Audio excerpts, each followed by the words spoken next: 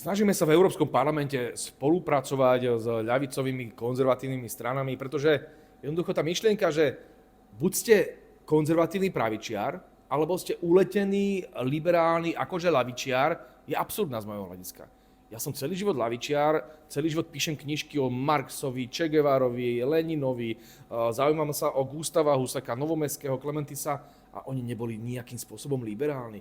To, čo je za absurdita, že teraz musíš byť slniečkar a progresívec a liberál a takéto niečo, pokiaľ si lavičiar, to je úplne nepochopenie celej ľavicovej politickej filozofie. Takže ja som presvedčený, že Smer práve poukazuje na to, čo aj väčšina Slovákov chce. Myslím, že nejaký prieskum dokonca aj vyšiel, že Slováci sú na jednej strane kultúrne konzervatívni, to znamená v témach, ako je migrácia, ako je multikulturalizmus, ako sú homosexuálne manželstvá, všetky tie transsexuálne nezmysly a LGBT a bla bla.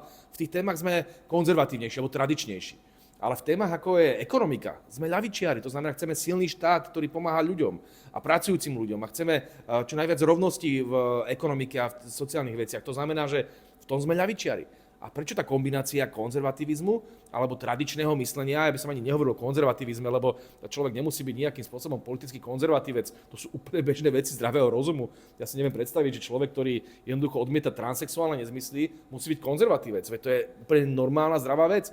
Takže pokiaľ si tradičný ľavičiar, a ja som vždy bol, tak by si mal proste mať možnosť voliť stranu, ktorá nie je liberálna. A Smer takýto je a preto spolupracujeme so stranami, ktoré sú podobné v Európe. Sú také v Nemecku, sú také v Česku, sú také v ďalších krajinách. Jednoducho aj ten svet sa vyvíja. Ja som presvedčený, že pokiaľ ľavica nechce skončiť na smetisku dejín alebo v nejakom splynutí s liberalizmom a progresivizmom, tak musí sa niekde vyvinúť.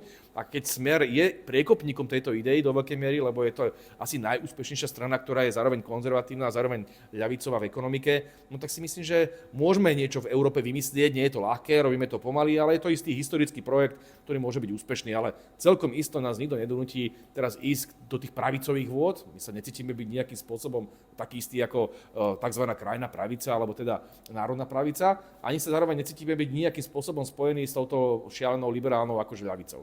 My sme normálni, tradiční ľavičiari, ako bol Klementis, Novomestský, Husák, ako bol možno Marx, možno ten Che Guevara a ďalší, ale napokon aj mnohí sociálni demokrati, že spomíname si Tage Erlander, v čom ten bol ako švédsky premiér, alebo Willy Brandt, v čom oni boli nejakí slniečkári, v čom oni hovorili o nejakých LGBTI veciach alebo migrácii. Nie, to bol iný svet, to sa hovorilo o sociálnom štáte, o právach pracujúcich, to s nimi zdieľame naďalej, takže nie, my sme zradili ľavicu, ale ľavica zradila pracujúcich ľudí a tí dneska volia tzv. Krajnú pravicu, to je veľká chyba, takže ja som presvedčený, že pokiaľ sa ľavica nespamätá, skončila a o tomto je náš projekt tradičnej ľavice v Európskom parlamente.